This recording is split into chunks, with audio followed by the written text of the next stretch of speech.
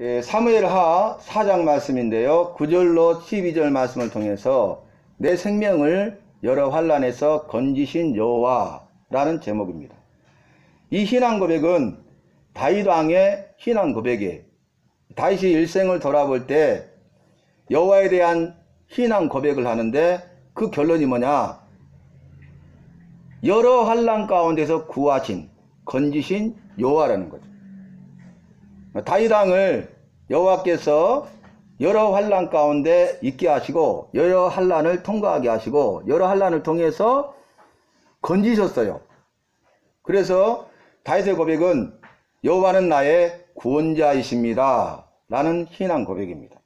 여러분, 우리가 믿고 따르는 여호와는 나를 죄와 사망에서 구원하신 구원자이시되 유일한 구원자이신 줄로 믿습니다. 오늘 말씀 보니까 림몬의 아들 네갑과 바하나가 등장하죠. 이 베냐민 지파에 속한 자들이, 베냐민 지파는 사울이 베냐민 지파였고 사울이 이스라엘의 첫 번째 초대 왕이 되죠. 그 사울과 같은 베냐민 지파에 속했던 림몬의 아들 네갑과 바하나가 오늘 보니까 사울의 네 번째 아들인 이스보셋을 쳐 죽이고 목을 베어 머리를 가지고 다윗 왕에게 와서 드립니다. 사무엘상 31장 마지막 말씀을 통해서 사울과 그의 아들, 세 아들이죠. 요나단과 아비나답과 말기스와가 블레셋과의 전투, 길보아 전투에서 전사합니다. 그리고 사울의 네 번째 아들인 이스보셋이 살아남죠. 그리고 사울의 군대 장관인 아브넬이 살아납니다. 이제 사울이 죽고 사울의 세 아들이 죽고 사울의 병기든 자가 무기든 자가 죽고 그날 사울과 함께 했던 자들이 다 죽었더라. 살아남은 자는 아브넬과 그를 따르는 패잔병들과 그리고 사울의 네 번째 아들인 이스보셋이 살아남았잖아요. 이 일을 통해서 이제 유다 지파가 다윗을 헤브론에서 기름을 부어서 이스라엘의 왕이 되게 합니다.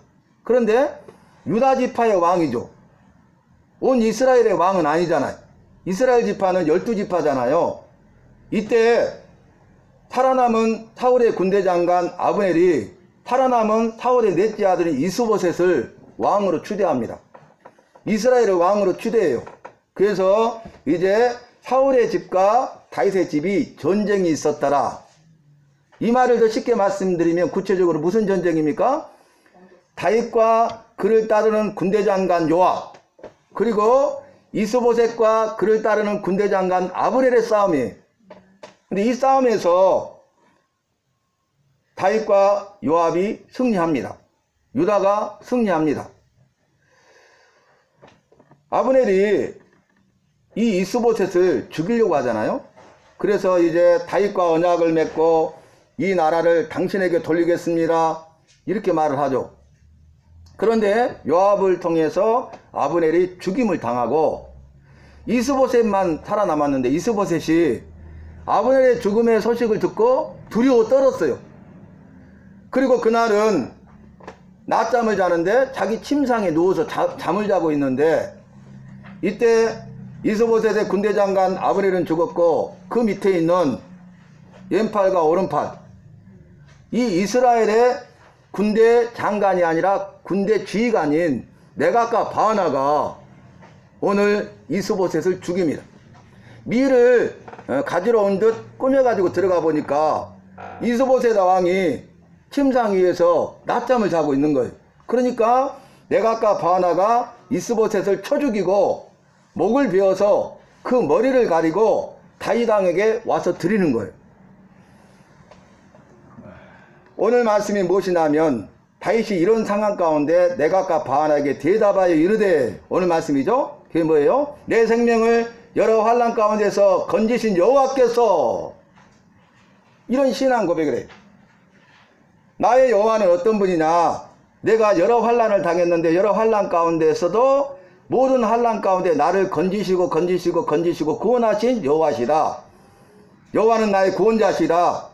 여호와는 나의 산성이요 나의 반석이요 나의 방패시요 나의 피할 바위시요 나의 요새시요 견고한 진이요 여호와는 나의 피난처요 여호와는 나의 도피성이요 여호와는 나의 영원한 안식처요 여호와는 나의 안전지대이다. 이런 신앙 고백을 하는 거죠. 위대한 신앙 고백이죠.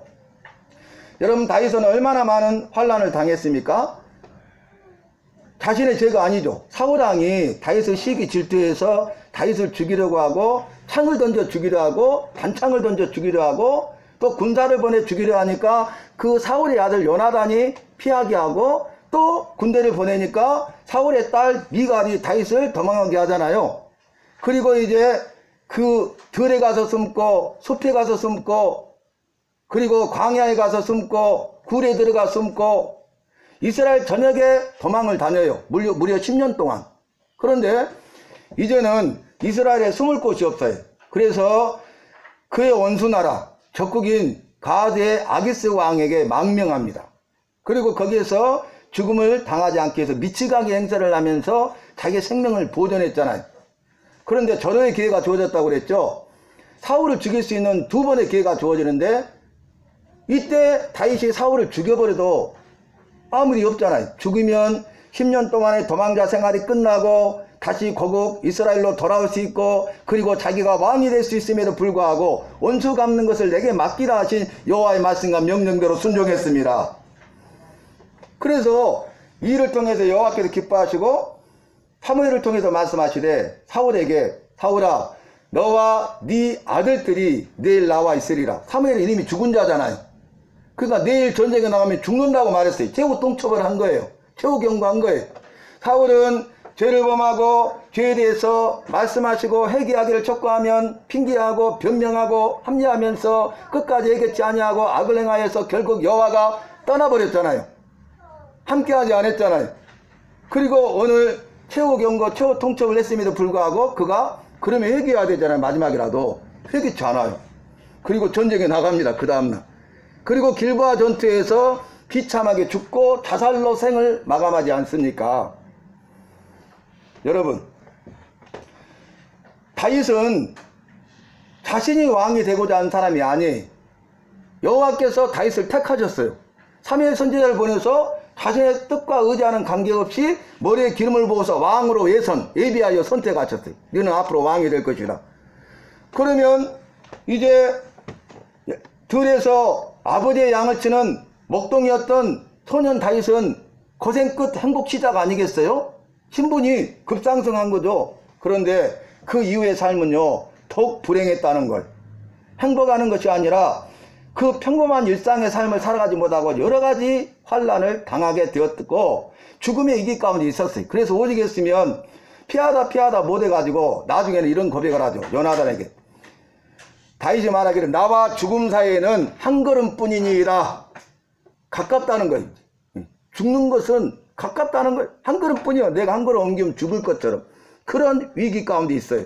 그러면서 다윗이 시편 23편에 그런 상황 가운데 뭐라고 고백합니까? 여호와는 나의 목자시니 내가 부족함이 없으리로다. 내 잔이 넘치리로다. 여호와께서 온수의 목전에서 내게 상을 베푸시고 먹이시리이다. 그가 나를 푸른 초장과 실만한 물가로 인도하시리라. 그러므로 내가 여호와의 집에 영원히 가리로다. 이 신앙 고백을 해요. 정말 믿음의 사람이죠.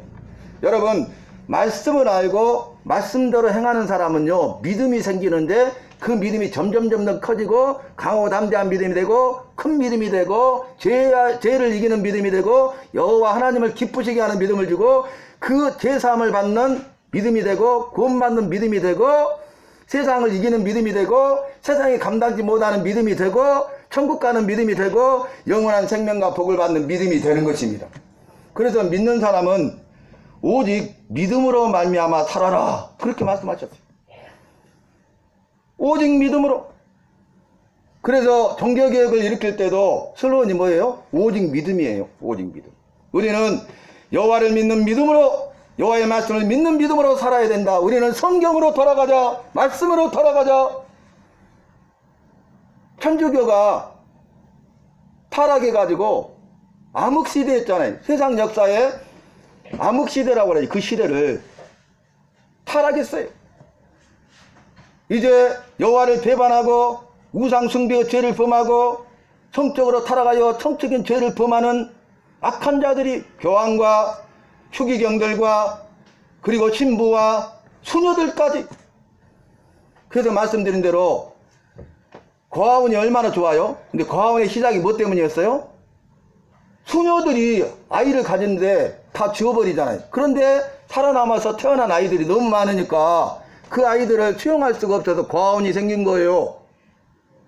교황과 추기경과 신부와 수녀들이 더 성적으로 타락했어요.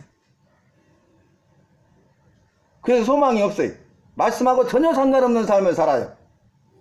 그래서 마틴 루터가 신부인데 독일 비텐베르그 대학에서 강의를 하게 돼. 신학 강의를. 그때는 대학교를 교회에서 세웠기 때문에 신학 강의가 다 있어요. 그래서 신학 교수로 초빙을 받아가지고 무슨 말씀을 가르칠까 연구해야 되는데 노마서 말씀 1장부터 16장까지밖에 없잖아요. 이 노마서 말씀을 연구해서 가르쳐야지. 딱 하는데 이 말씀을 준비하다가 1장에서 딱 멈췄어요. 오직 의인은 믿음으로 말미암아 살리라. 그 말이 딱 1장 16절에 나오는 거예요. 그러니까 깜짝 놀랐어요. 천주교는 행위 구원이거든요. 행함으로 구원받는 거잖아. 공로. 뭔가 내가 해야 돼. 내가 뭔가를 많이 해야 되고 잘해야 돼요. 그럴수록 좋은 거예요. 그런데 성경에서 뭐라 했어요? 행위 구원이 아니라 믿음으로 구원받는다는 거예요. 로마서의 핵심이 뭡니까? 믿음으로 말미암아 구원을 받는다. 믿음으로 말미암아 의롭다함을 받는다. 이거잖아요. 응? 믿음으로 말미암아서 천국 가게 된다. 이거잖아요. 이거 오직 믿음이에요. 그래서 하박국 선지자가 구약 하박국 2장 4절에 오직 의인은 믿음으로 말미암아 살리라. 바울 사도가 로마서 1장 16절에 오직 의인은 믿음으로 말미암아 살리라. 갈라디아서 3장 11절에서 오직 의인은 믿음으로 말미암아 살리라. 그래서 에베소서 2장 8, 9절의 말씀 뭐예요? 너희가 그 은혜를 믿음으로 말미암아 구원을 얻었다. 이것이 행위에서 난 것이 아니니 여호와의 선물이라. 믿으십니까? 선물로 주신 거예요. 선물로 주신 것을 내게 주신 것입니까? 아멘 감사합니다 하고 받아들이면 내 것이 되는 거죠. 노만 필 박사가 유명한 상담가인데 하루는 자기 동네 잘 알잖아요. 동네 골목 어귀에서 장미꽃 한 아름을 딱 사가지고 안고 있으면서 퇴근하는 사람들에게 장미꽃을 주는 거예요. 근데 반응이 다 달라요. 왜 주시는 거죠? 뭘 드려야 되죠? 이거 받으면 뭘 원하시는 거죠? 아, 나 필요 없는데요? 상관없어요? 이런 사람들이 있는데 그 사람들한테 줄 수 있어요? 없어요?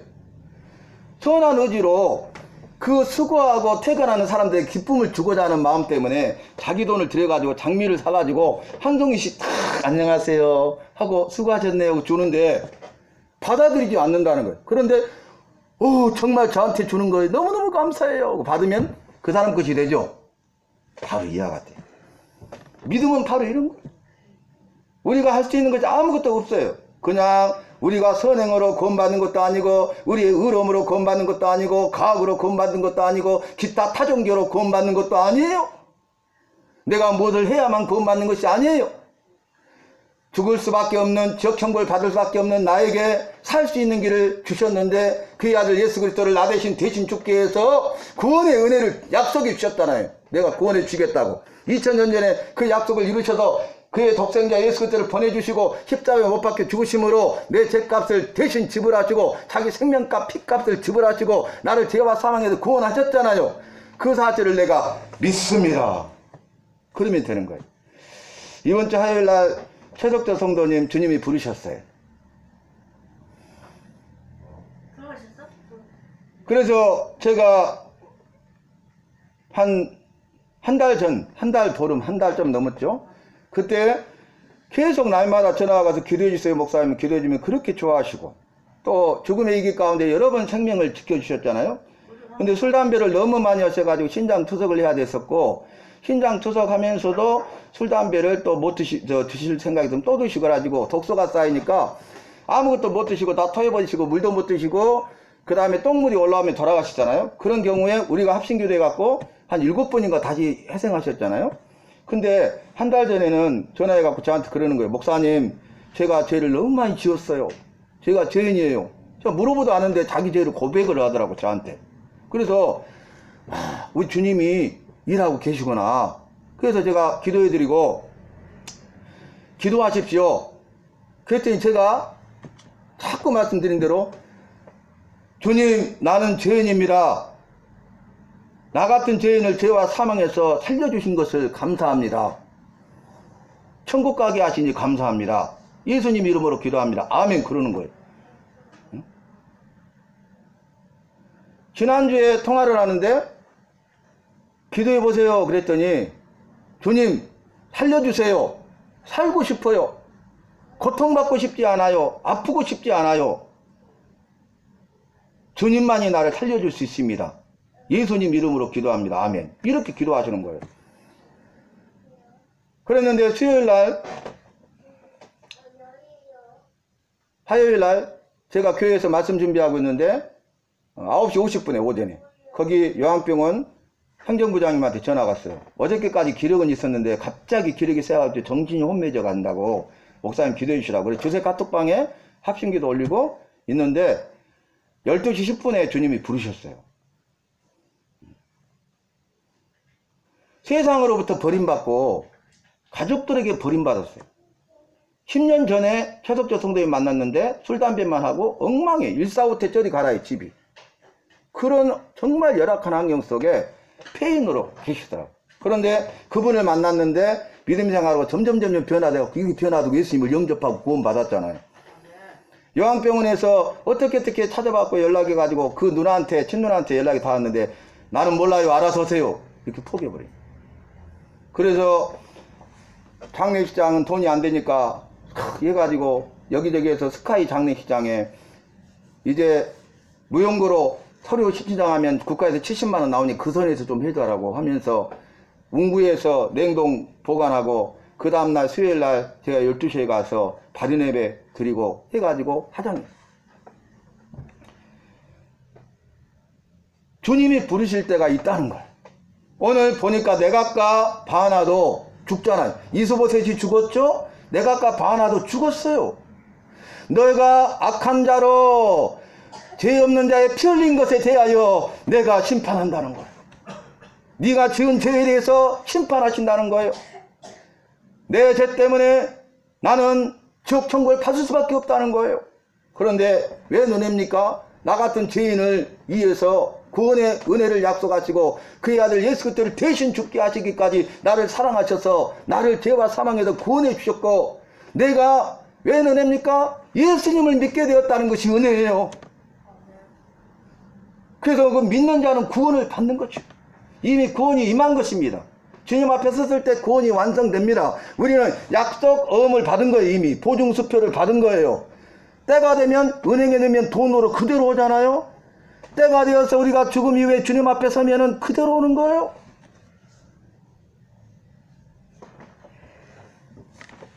오늘 말씀에 보니까 여러 환난 가운데서 나를 건지신 여호와께서 내게 말씀하셨다. 그렇게 하는데 여러분 우리가 삶 속에서 환난을 당하잖아요. 그런데 성경에서는 이 환난이 정말 고난이고 아픔이지만 고통이지만 그 고난을 통해서 아픔과 고통을 통해서 우리가 내 삶을 돌아보게 된다는 거예요.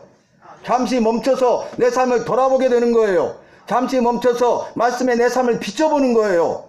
거울에 비춰보면 내 모습이 훤히 다 드러나듯이 밝게 보이듯이 내가 거울을 보지 않냐고 앞만 보고 달려왔는데 바쁘다 이 세상 것들을 추구하면서 달려왔는데 이제 환난을 당하게 되고 환난을 통해서 고난 가운데 있고 고통과 아픔을 당하면 그때 멈추게 된다는 거예요. 그리고 내 자신을 돌아보게 돼요. 말씀에 내 모습을 비춰보게 돼요. 나의 연약함과 부족함을 깨닫게 돼요. 나의 연약함과 부족함을 훈련을 통해서 고난이라는 훈련을 통해서 나의 연약함을 강하게 하시고 나의 부족함을 채우기 위해서 나의 믿음을 없음을 하시고 믿음을 다하여 주시기 위해서 그렇게 일하신다는 거예요. 그래서 여러분 바울은 뭐라 했어요? 고난은 내게 유익이다 그랬잖아요. 고난을 다 겪고 나서 돌아보니까 내게 유익이야. 나를 위한 거였어요. 여러분, 고난을 통해서 내 삶을 돌아보고 말씀에 비춰보면요, 그 환란이 뭐가 되냐면 나에게 있어서 현미경과 같은 것이에요. 현미경. 멈춰서 보니까 현미경 보면 다각돼서 보이잖아요. 내 모습이 보이는 거예요. 내 삶이 보이는 거예요. 그리고 현미경으로만 끝난 게 아니라 만원경이 되어서, 만원경은 멀리 보는 거잖아요. 내가 앞으로 어떤 삶을 살아가야 할 것인가, 내 삶의 길이 보이는 거예요. 우리는 고난당해도 환난 가운데 있어서 두려워하지 않는 것은 여러 환난 가운데서 나를 건지신 여호와가 나와 함께하기 때문입니다. 그러니까 두려워하지 않죠. 놀라지 않죠. 고난 가운데서도 강하고 담대할 수 있죠. 오늘 말씀을 마치려고 하는데, 여러분 마지노선 들어보셨죠? 최후의 선, 최후의 보루, 마지노선이라고 하잖아요. 세계 1차 전쟁을 겪은 프랑스가 그 프랑스 군대 육군 장관인 최고의 우두머니 마지노라는 사람이 요새를 만들었어요. 독일의 침략으로부터 프랑스 조국을 지키기 위해서 전차 부대가 오지 못하도록 이 장벽을 만들었어요. 오지 못하도록. 그래서 엄청난 요새를 만드는데 무려 10년 동안이나 강력한 요새를 만들었어요. 무너지지 않는 거죠. 최후의 보루. 이제는 안심한 거예요. 이것은 우리가 할 수 있는 최선이죠. 인간이 할 수 있는 최선이죠. 그런데 놀라운 것은요, 독일의 히틀러가 전차부대가 침공할 수 없으니까, 독일군이 들어올 수 없으니까 프랑스로 온 게 아니라 주변국인 벨기에와 룩셈부르크를 우회해서 들어와 버렸어요. 무너졌습니다. 우리의 나의 마지노선은 예수님이십니다. 예수님만이 나의 피난처입니다. 예수님만이 나의 안전지대입니다. 예수님만이 영원한 토피성입니다. 예수님을 의지하여. 사람이 생각하는 건 다 그러는 거예요. 이제 2020년 되면 벌써 9년밖에 안 남았죠. 부산이 물바다가 돼요. 그래서 처음에 장벽을, 두께를 엄청 많이 가고 장벽을 다 깔아버리겠다 했는데 그것도 한계가 있어. 세월이 지나면 무너져. 그래서 이제 내년부터서 부산을 해상도시 시범화 사역을 한대. 해상도시, 물에 둥둥 뜨는 도시. 현실이 됐어요, 여러분. 2030년 지나면요, 전 세계가 다 물에 잠기기 시작해요. 2050년 되잖아요. 우리나라만 70%가 물에 안 잠기고 대부분의 나라들은 거의 물에 잠기기 시작해요. 우리나라는 70%가 산업지대잖아요. 너무 감사한 거예요. 여러분 뉴스를 통해서 이런 거 다 보고 듣고 계시죠? 그죠? 우리의 모든 것은 주님의 손에 달려있는 거예요. 결론이 뭐냐면, 여러분, 우리가 인생의 삶을 살다 보면 환난, 여러 가지 고난과 고통과 아픔 가운데 있게 된다는 거예요. 그런데 그 고난을 당하고 그 고난 가운데, 이 고통과 아픔 가운데 있을 때에 우리가 어떻게 해야 될까요? 우리 주님을 꽉 붙잡으시기를 바랍니다. 여러분, 배가 있는데, 수많은 배들이 있는데, 항구에 배들이 있는데 폭풍우가 몰아쳐 오잖아요. 폭풍이 오잖아요. 그러면 어떻게 해야 돼? 집채만한 막 파도가 오는데 그때는 이 배를 어떻게 해야 됩니까? 어부들이 나가서 더 단단히 묶어요. 항구의 배를. 요동은 치지만 떠내려가진 않죠. 폭풍우가 그치면 그대로 다시 돌아오죠. 이러듯이 우리 주님을 단단히 붙잡으시기를 바랍니다. 우리 주님께 묶여 있어야 돼. 주께 매인 나의 모든 삶, 주께 묶인 나의 모든 삶, 버티고 견디게 하시네. 그냥 입술만의 찬양이 아니라 우리의 마음으로 동의하는 입술의 신앙 고백이 되어야 할 것입니다. 우리 주님께 단단히 붙들려 있기만 하면 어떤 폭풍이 와도 어떤 환란이 와도 여러 가지 환란을 당해도 오늘 다윗의 신앙 고백과 같이 우리를 건지시고 구원하신 여호와를 만나게 되고 우리는 능히 담당하고 이기고 승리하고 은혜와 복을 받을 줄로 믿습니다.